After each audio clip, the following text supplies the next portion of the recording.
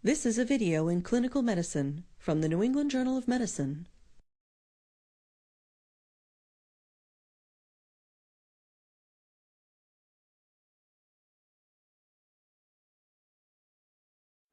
Incision and drainage is the primary therapy for cutaneous abscess management, as antibiotic treatment alone is inadequate for treating many of these loculated collections of infectious material. Most localized skin abscesses without associated cellulitis can be managed with simple incision and drainage and do not require antibiotic treatment. Cutaneous abscesses have been described in all areas of the body, but are most commonly found in the axilla, buttocks, and extremities. This outpatient procedure is appropriate for many office settings, as well as for urgent care and emergency department practice environments. Diagnosis of a skin abscess is the first step in a successful procedure. This can be accomplished in 3 ways. Physical examination of the affected area will often allow diagnosis of an underlying abscess based on swelling, pain, redness, and fluctuance. Spontaneously draining skin abscesses are also amenable to diagnosis by physical examination alone. Needle aspiration of a suspected skin abscess can assist the clinician in making the diagnosis of a localized abscess when results of physical examination are equivocal. Bedside ultrasound is a valuable adjunctive tool for identification of localized areas of fluid under the skin that may represent isolated areas of infection. An abscess that is diagnosed in one of these 3 ways may be appropriate for incision and drainage if it is larger than approximately 5 millimeters and found in an accessible location. Extremely large or deep abscesses in areas difficult to anesthetize may be more appropriate to treat in a formal operating room setting. Abscesses of the palms, soles, or nasolabial folds can be associated with complications and may require consultation with an appropriate specialist. Incision and drainage is not indicated for cutaneous cellulitis without an underlying abscess. The need for preoperative antibiotics for conditions such as abnormal or artificial heart valves may require reconsideration of the timing for the procedure. Input from an appropriate specialist may be important for areas of the body with cosmetic concerns because of the expected scar formation after an abscess drainage. Appropriate universal precautions for potential exposure to bodily fluids should always be used. Materials needed for the incision and drainage of an abscess are similar to those needed for a laceration repair. A pre-assembled laceration kit may contain many of the necessary items. For preparation and anesthesia, obtain a skin cleansing agent, sterile gauze, local anesthetic, and a 5 to 10 milliliter syringe with a 25 to 30 gauge needle. 1% lidocaine is an appropriate anesthetic for this procedure. Lidocaine with epinephrine offers advantages such as reduced bleeding and an extended duration of action, but is typically avoided in areas with a single blood supply. Bupivacaine is another option that offers an increased duration of action for the anesthesia.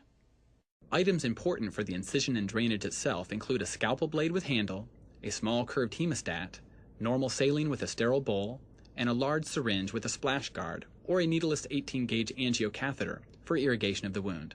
Swabs for bacterial culture, wound packing material, scissors, gauze, and tape should all be available to complete the procedure and dress the wound. Obtain informed consent by discussing the risks and benefits of this procedure, including pain, bleeding, and scar formation. Wash your hands with antibacterial soap before beginning the procedure. Protect yourself from exposure to bodily fluids, as many abscesses are under pressure. A face shield and gloves should be used. Place all equipment on a bedside table that is easy to reach. Position the patient so that the area for drainage is fully exposed. Apply a skin cleanser, such as chlorhexidine or povidone iodine, in a circular motion starting with the peak of the abscess. Cover a wide area outside of the wound to prevent contamination of other equipment. Anesthetize the top of the wound. This should be done by inserting a 25 or 30 gauge needle parallel to the skin and injecting into the intradermal tissues. Once the entire open bore of the needle is under the skin, gentle pressure should be used to infiltrate with the anesthetic agent. You will note blanching of the tissue as the anesthetic spreads out. Continue with infiltration until you have covered an area over the top of the abscess large enough to anesthetize the area of incision. Some abscesses may require additional injections of anesthetic in a local field block pattern or moderate procedural sedation for additional patient comfort. Hold the scalpel between your thumb and forefinger. Make an incision directly over the center of the abscess that is oriented along the long axis of the fluid collection.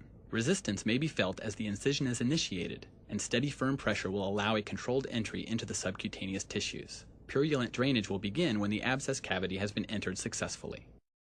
Cosmetic results can be optimized if the incision is made parallel to existing skin tension lines.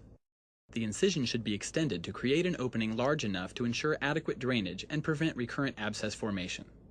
It may need to extend the length of the abscess borders. Care must be taken to control the scalpel during the stab incision to prevent puncturing through the back wall of the abscess. The goal is to allow enough access for introduction of a hemostat to break up loculations and place internal packing. Use a swab to obtain a sample from the interior of the cavity for bacterial culture. While most patients will not require antibiotics after an abscess drainage, culture information is useful if the patient's condition later worsens and antibiotic treatment becomes necessary. After allowing the wound to drain spontaneously, gently express any further contents. Additional injections of local anesthetic may be helpful during this portion of the procedure if there is significant patient discomfort. Use a curved hemostat for further blunt dissection to break loculations and allow the abscess cavity to be completely opened up.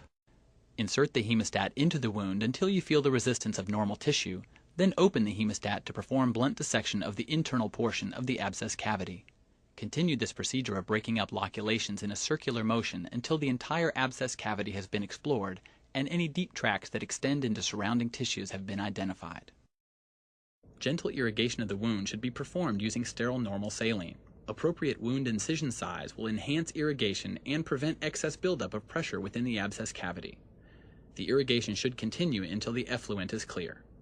Using wound packing material, such as 1/4 inch or 1/2 inch packing strips, gently pack the abscess by starting in one quadrant and gradually working around the entire cavity. Place sufficient packing to keep the walls of the abscess separated and to allow further drainage of infected debris. Overpacking may cause ischemia of the surrounding tissues or interfere with desired wound drainage and should be avoided. Appropriate packing will allow healing by secondary intention and avoid premature closure of the wound, which can lead to reaccumulation of bacteria and recurrent abscesses. For a simple abscess, the now openly draining wound allows the body's host defenses to clear the infection without the need to expose patients to the side effects or risks of antimicrobial therapy. After most incision and drainage procedures are performed in healthy patients, antibiotics are not required. Patients with extensive cellulitis beyond the abscess area or with significant comorbidities may require supplemental antibiotic treatment. Providers are encouraged to use their local bacterial culture susceptibility data to guide any such empiric therapy. Community-acquired methicillin-resistant Staphylococcus aureus has garnered heightened attention because of increasing prevalence in skin infections. It is imperative to know and follow your regional management guidelines for this pathogen. Cover the abscess wound with a sterile, non-adherent dressing. Topical antibiotics have a limited benefit and are not required. As with any wound, be certain that the patient's tetanus immunizations are up to date. All abscesses should have packing removed in a few days, and most patients with wounds that have packing in place should be scheduled for a return visit for follow-up and packing removal 2 to 3 days after the procedure. Patients should be given written instructions telling them to return earlier if there are any signs of worsening. On subsequent visits for wound care, packing should be removed to allow assessment of the ongoing healing by secondary intention. Use of fresh packing material may be necessary to continue the healing process if significant wound drainage is still ongoing. A follow-up visit should then be rescheduled for 2 to 3 days later. This is common for abscesses that required extensive drainage. In the absence of other complications, the need for repacking is not an indication for antibiotic treatment.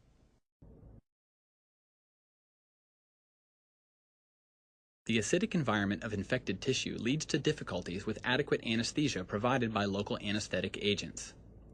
Using appropriate amounts of anesthetic, allowing sufficient time after injection, or supplementing with oral and parenteral agents can increase patient comfort. Finally, additional complications to watch for include the progression to surrounding cellulitis, development of a fever, or other signs of clinical worsening. These may prompt consideration for repeat incision and drainage of an abscess or the need for antibiotic therapy. Most abscesses will respond well to simple incision and drainage and will not require treatment beyond packing changes and local wound care practices.